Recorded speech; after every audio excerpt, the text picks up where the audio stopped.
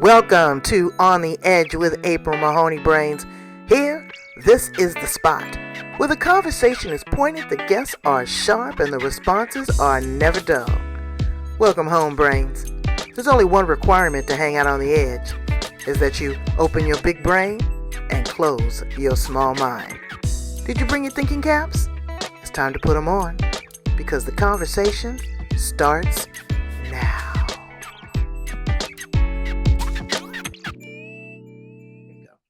Welcome to On the Edge with April Mahoney Brains. How are you today? I hope you're doing well, getting your highest and greatest good, changing that frequency, no low level for us. Today we are with Tracy Fallon. You know, you're back at the place where the conversation is pointed, the guests are sharp, and the responses are never dull. You've got a beautiful, wonderful, smart life coach, a life coach that helps us prioritize and thrive. She helps people reinvent who they are to create the best version of themselves and adapt and thrive. You know, we have to identify who we are from the get-go before you can ascend to the next level. There's a fear factor there, or there's an unknown. People don't know who they are. You know, sometimes I wake up and I done change my eyewear, my hair option. I'm like, who am I today? But for the most part, you know, deep down inside, what is your purpose? What is your reason for being? How are you pouring that forward? So Tracy helps us pull back the layers and figure out what is there. So let's talk to her about that and a whole lot more. How you doing, Tracy? I am doing well, April. Thank you very much for having me. Absolutely. It's my pleasure. Grace, she down there in Minnesota. I told her she's not too far from where Prince lived. Died too soon. So let's hear a little bit about your story, your journey, your truth, and how you show up in the world. Thank you, and I appreciate this opportunity, April. And Brains, it's welcome. I'm so happy to be in front of you today. Again, my name is Tracy. I'm a life coach. I'm a mother. I'm an athlete, and pretty late in life, I figured out my purpose, and my purpose is to motivate people to be brave, adapt, so that they can thrive. And I do that by coaching people in midlife to navigate all the chaos that comes with this time in our lives and then reinvent themselves thanks to it all. Now, I came to this point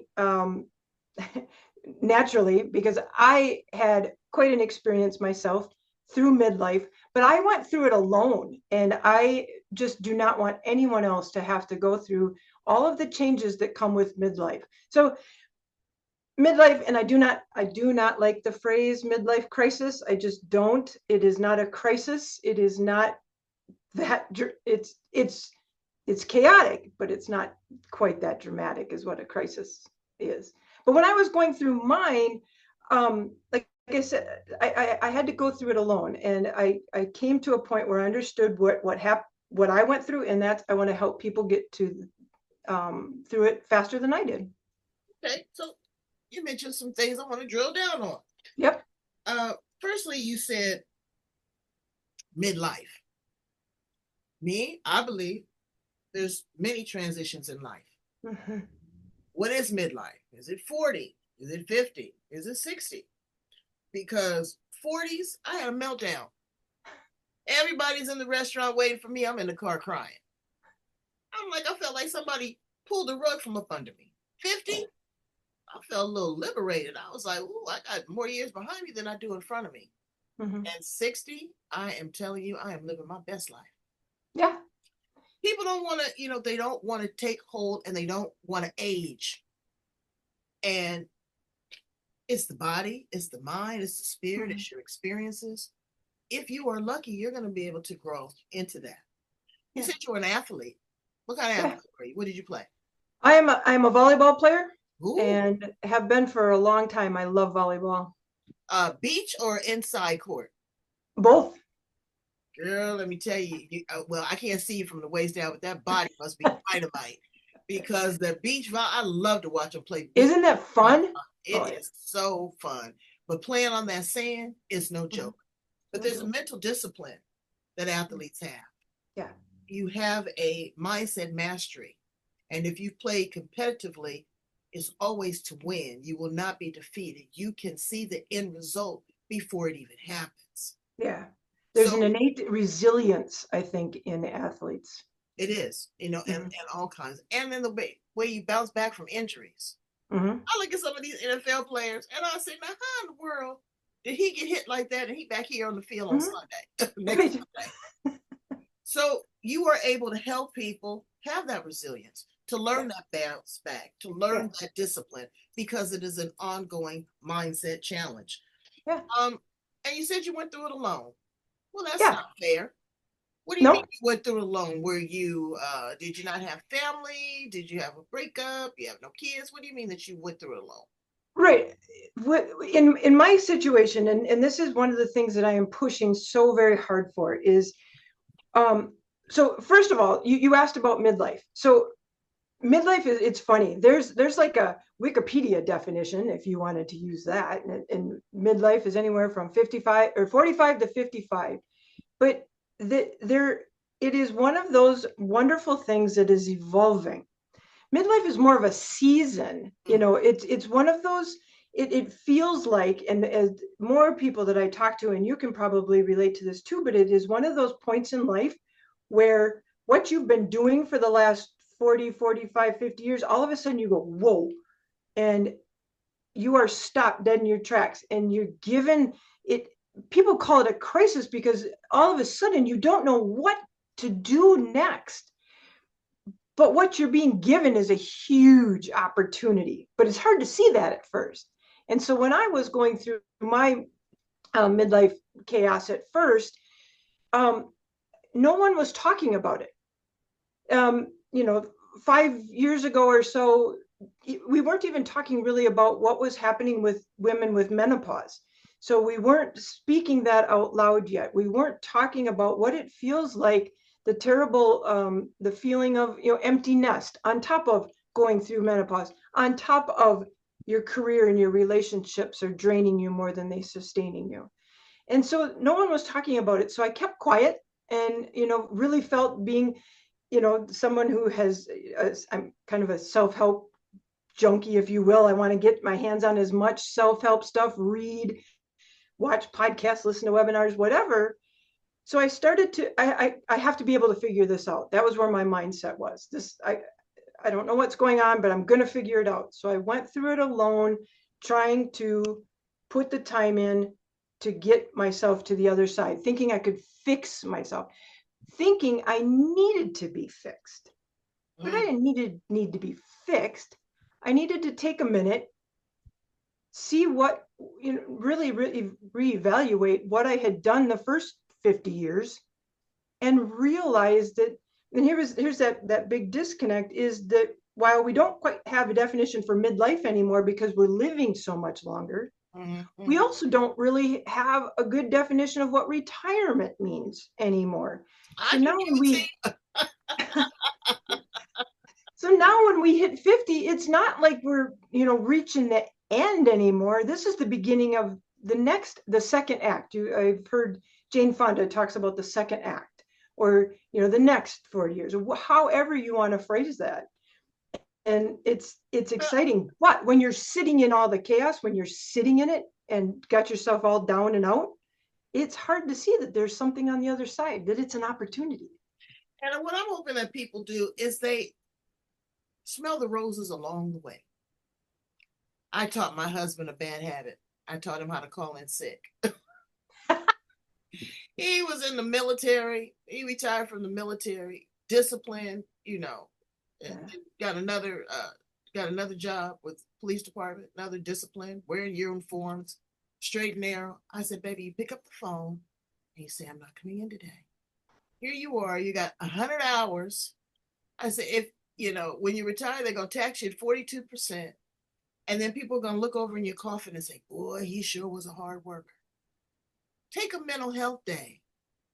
Just relax. Go on vacation. And when Mhm. you go on vacation, that's what I have to do is I have to turn the switch on. I'm not an American. I don't have to worry about parking. If the plane is late, it's okay. If my Mhm. hotel room is not ready, it's okay. We have to decompress Mhm. along the way. Don't wait until you're 60. It was so sad. My husband was about to retire.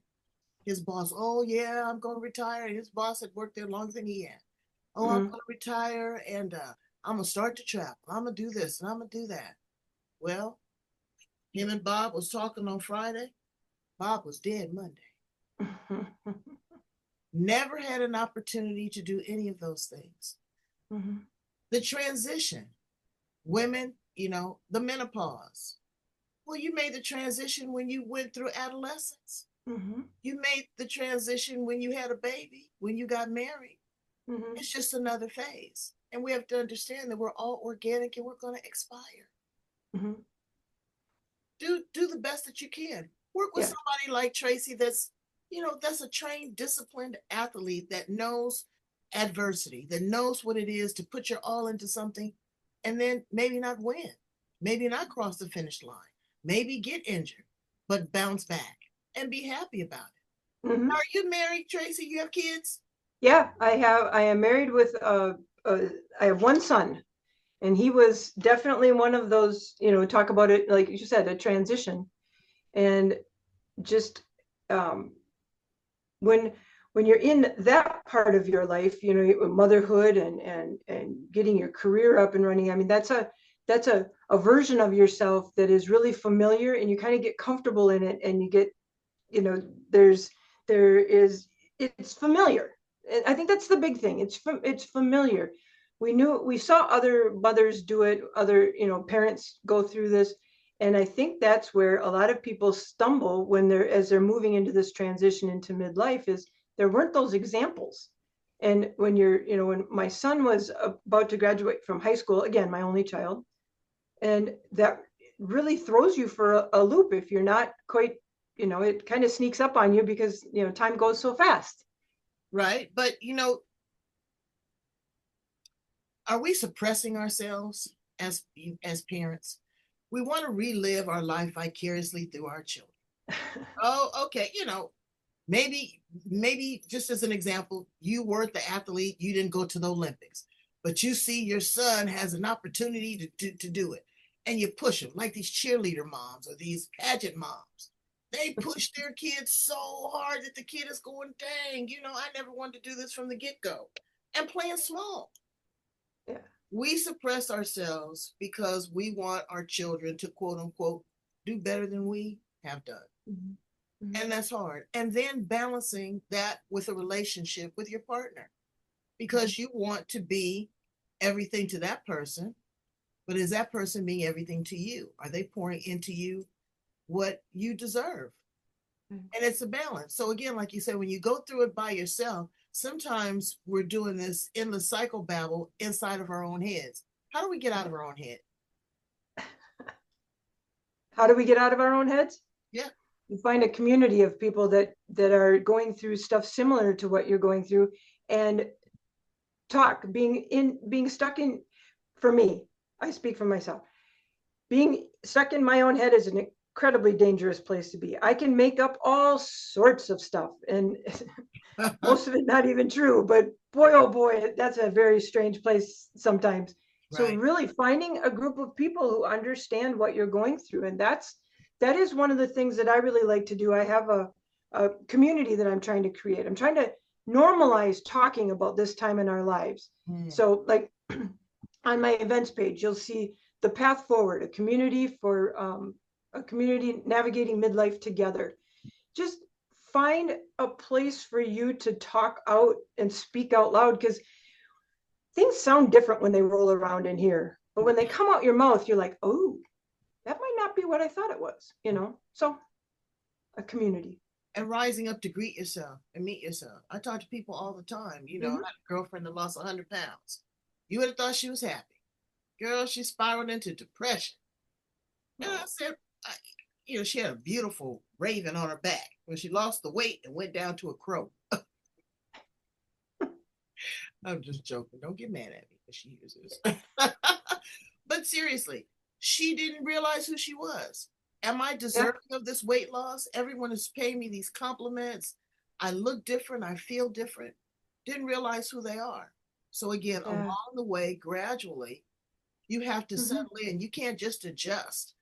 People that win the lottery. They think that $1 million, $2 million, it ends up being a mess. Tax liability, you don't know how to invest it.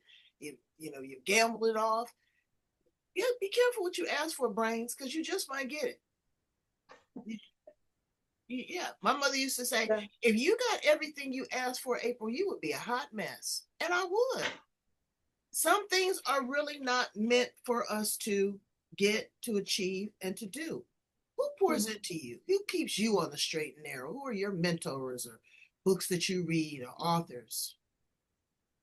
Oh, I have I love to follow and listen to Brendan Burchard, that the High Performance Habits, and Ed Milet, who is a very motivational speaker. He just kind of whips me up and gets me all fired up and inspired.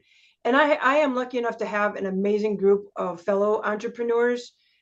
We get together at a local workspace, co-working space, and it's not just about, oh, what's going wrong with you and your business today, or oh, how it's lifting you up and motivating. And I love this group of people, and a few networking groups. I mean, getting out there and really putting yourself out, because you're not going it alone. And that's one of the things that's scary, for me to have, like I said, I went through midlife alone, but I don't want to go through anything else alone ever. So learning from those things that we grow through, what you go through, is definitely a something I live by. When you had your aha moment, when you reach that frequency of change and you rise up and you greeted yourself, how did you feel? It was magical.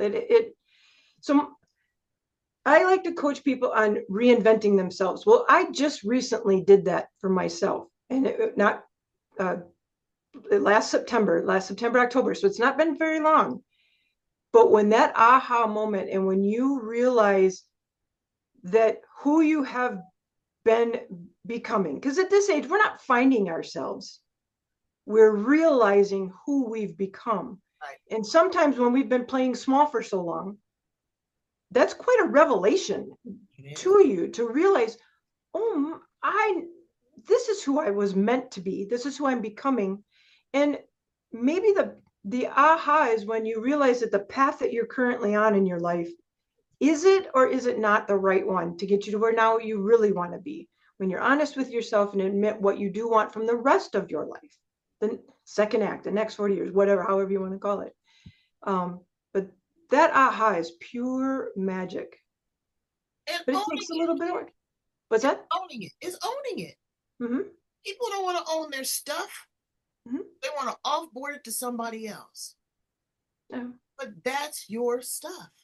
Yeah. That is your journey. When you came into this world, you signed a soul contract, whether you realize it or not. And you have to get through that. Some people don't get through the first trimester of their life. Some people don't get through adolescence. Some people die when they're 100 years old. But whatever it is, that's your stuff. Mm-hmm. And there's going to be trials, there's going to be trauma, there's going to be tribulations. I'm really into Joe Dispenza right now. That's my Okay. book.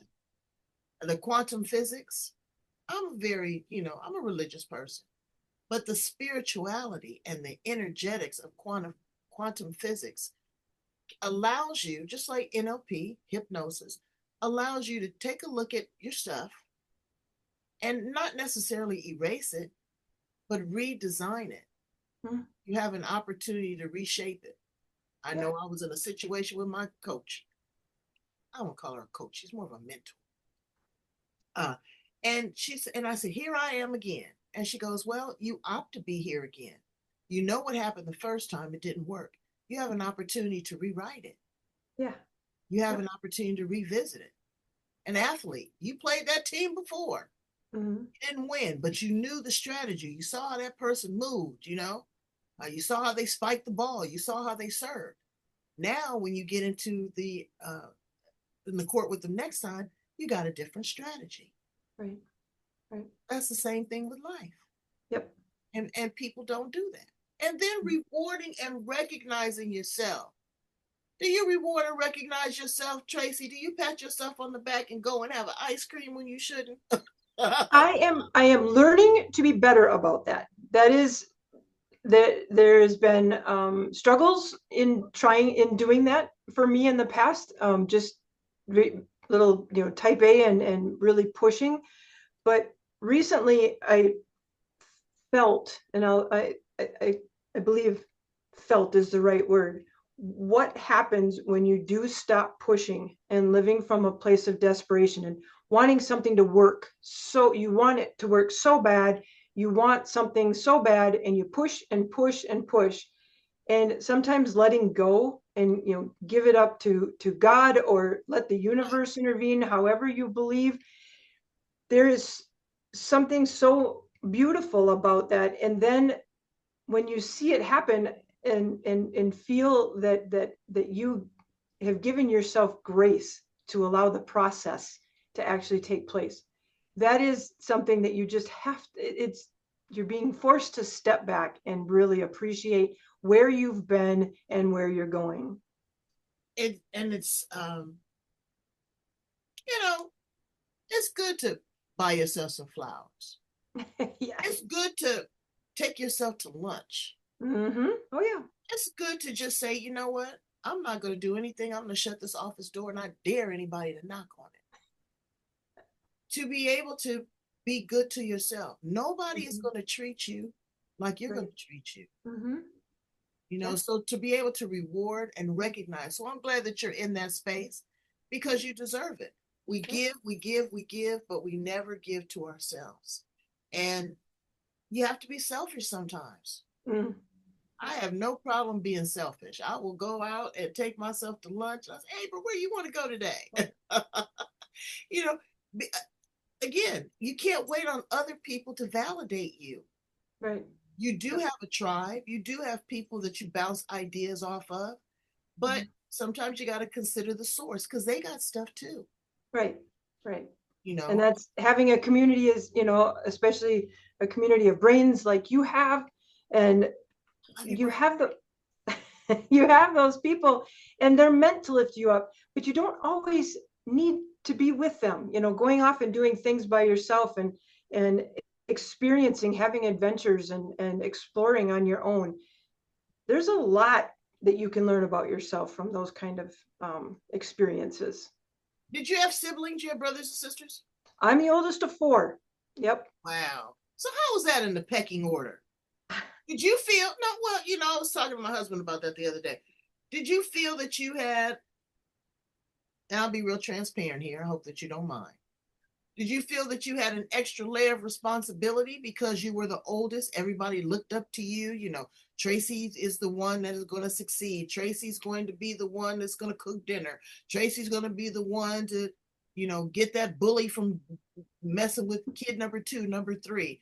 And did you feel with that extra pressure, or if you felt pressure, that your parents understood that and gave you what you needed? Yeah, I think I grew up in a small town in Wisconsin, and on a farm. And so, being the oldest, I was put to work. I had chores to do before I could go to school, and so I had a lot of responsibilities as the oldest. And I think my sisters and I were so close in age that I didn't have a lot of that extra pressure, that I'm the oldest, so I'm going to go be the most successful, or any of that. Um, but growing up on a farm definitely helps you to understand hard work and a good work ethic. And um, it was a stressful but wonderful experience. I can look back on it now, of Yeah, course, and you and be appreciate that. grateful. Yeah. What was your least favorite chore? Oh, there's so many. I don't know that I liked any of them. What was the best part about growing up on the farm? I think just um, the schedule was, we knew there were certain things that had to be done at certain times of the year, but maybe, like, you know, it rained, and so we can't do it. So now you have a free day, and so now what are we going to go do today? Because we can't do what we were going to do. So kind of there was a little bit of freedom in amongst the structure, if you will, that I really enjoyed. We'd go off fishing or just go biking around the neighborhood. Tell you, I tried fishing. It does nothing for me. I love being on the water. You could put me on a boat and just push me out into the water, into the lake. Okay, and someone says you just can't quiet the monkey mind. Yes, I But can in meditation, but I'm sitting there and I'm waiting for the fish. The fish is in control. But again, I've seen people, and when they catch the fish, it is just so exhilarating. I was on one of these big charter fishing boats, and I saw that big fish, uh, and it was a tussle. So it was a tug of war yeah, yeah. almost, and you're fighting for survival, just Mhm, like in life. We're mhm, fighting for survival, and people are always baiting you, and people are always reeling you in, whether you're mhm. ready or not. So again, I understand, you know, how that works. Now, let me ask you some fun questions. Okay. If you were an appliance in the kitchen of all places, Tracy Fallon, what would you be? I would say the coffee pot because that gets the most used, and the people are most happy to see that machine. I change from day to day. Today, I'd probably be the teapot, hot and steamy, spouting off. But I like for it to brew. I like for it to, sit there and just kind of steep. Mhm, I like mhm. things to steep. If you were an animal, what animal would you be and why?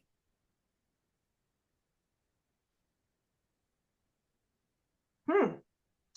Um, I would say a dog. They just why? Because just the explorers, the mind that wants to explore. Dogs just want to go check everything out, whether you want them to or not. But they've just got uh, curious mind. I can see that in you because you seem like a person that's very loyal. Hmm. Oh yeah, there's You that too.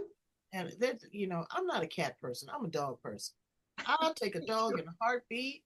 They come up there and give me some puppy love. Oh my God. I have to Yeah. take them to the vet because they give them so many treats. I love that. But dog is God spelled backwards. So there's definitely, a sense of loyalty, companionship, unconditional love with that. If Yeah. you could time travel, go back to the past, stay here in the present, project to the future, where do you find yourself landing?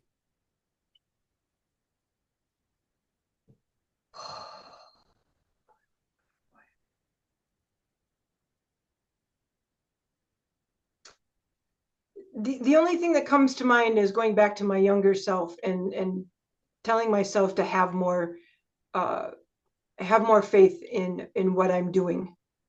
I think I played way too small for way too long, Mm. and to not figure out your purpose. I didn't figure out my purpose until I was like 49, and I wish I'd have known and had a better direction with myself.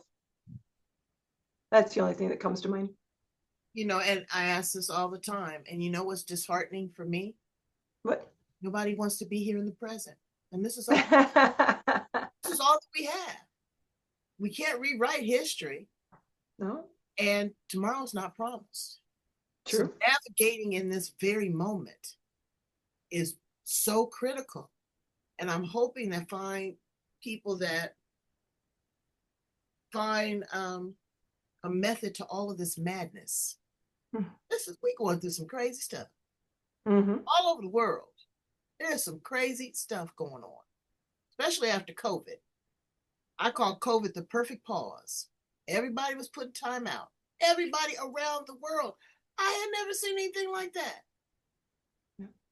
You had an opportunity to revisit who you were, get introduced to your kids, uh, be cautious, take care of your health, check in on your mental health, Mm-hmm. you know, decide what you want to do for your physical health, and then reassess and reevaluate. And it seemed like some people went north and other people went completely south. But Mhm. where's the middle there? So I'm hoping that we can all find a peace and a synergy and an alignment uh, to God, Spirit, Gus. I call him Gus, God, Universe, Spirit, and know that there is something greater and bigger than ourselves. And the only way that we can do that is work with great people like Tracy.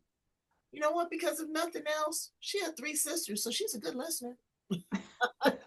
She was a volleyball player and probably is a still volleyball player, so she's physically disciplined. She understands, she's got compassion, she's a wife, she's a mother. All of these things, you don't need a person that's a rocket scientist.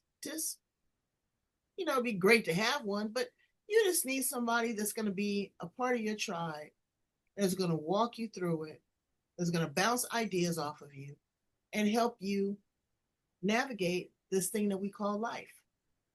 So tell my brains how to get in contact with you. I'd love for them to work with you. I'd love for them just to have a conversation and talk to you. Yeah, I And would love that. Um, I have, I mentioned earlier, I'm trying to create a community of people navigating chaos of midlife together. And if you go to my website, you'll see upcoming events. Some of them are free and virtual. They're just a chance to meet and talk, 45 minutes of your time. But if you go to my events page on my website, sign up for one, get the Zoom link, and let's meet and talk and see what can become of a new friendship. that's so important. And that's where you got to start. You got to start with the friendship brains. Uh, Yeah. or you got another option. You can start here on the edge with me. I want people to really just chillax. Everybody's so, angst up. For what? You have each moment, each breath, each second to reinvent yourself, to renew yourself. Like Tracy said, she had an aha moment. But what she thought that she was doing it by herself, and she wasn't. Now she's got a community. Join the community. Go back and listen to other edgy conversations here on the edge. We got everything from soup to nuts: networking, sports, food, entertainment, love, science, and sometimes just straight up nonsense. We just like to sit and laugh and talk. But I want this podcast to be a conduit, a place where you can come through, pick up what you need, drop off what you don't, or maybe just sit a while. Share this with somebody that you know that's going through some stuff right now, or just really trying to find themselves or align with themselves. Don't overthink it. That's where the problem comes in. You don't have to be an overachiever. You don't have to live the imposter syndrome. You can work with Tracy Fallon. Thank you so much, Queen. I appreciate you. Brains, I'll talk to you soon. Have a good day. Thank you, April.